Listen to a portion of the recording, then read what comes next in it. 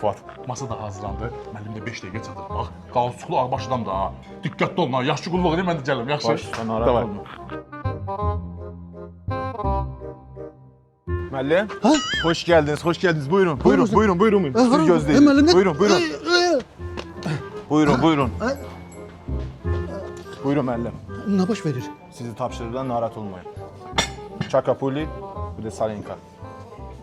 Aynen ben bu güne kime yaxşılıq eləmişəm ha. Müəllim, bu da arabuli. Hara bunu? Müəllim, haçapuri, bir de çuburek. Xəncəl yoxdur ha. Gelir. Git gətir dab yekə balaca. Müəllim, bu da bozov kebabı. Bu da ancaq Tbilisi restoranında verirlər. Kavamma yaraşmır ha. Yaxşı yeri xəncəldən zaten bir şey gətir. Müəllim, bu da Gürcü çaxır. Efsane yekə balaca. Bax indi burada gördülər hamısını bir dənə paket. Müəllim aparacaq ondan bir dənə də 20'lik. 20 min. 20 manat, 20 mindən də getmək tez. Biraz cəld. Cəld də.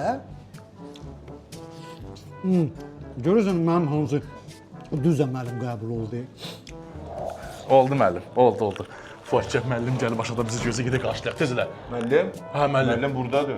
Necə burada da? Yedi içdi, qalan yeməkləri də paket elədi, üstündə də bir dənə 20'li istədi. Necə girim? Hansı müəllim? Hardadır? Bir də burada çox. Vay bala zannedersən nə vardı yox qoşurdu. Sən nə qəsdin burada məhəbbət? Heç də mən çöldə sülənirdim. Bu maqat gəl müəllim. Gətdi burada yedikdi, içdi elədi belə. Heç sağ olsun da, evə zət 20 liradır. Bu... Ha? Fuat, neynəm sənə sən? Ver o paketi. Qaç məhəbbətimdən, tez elə.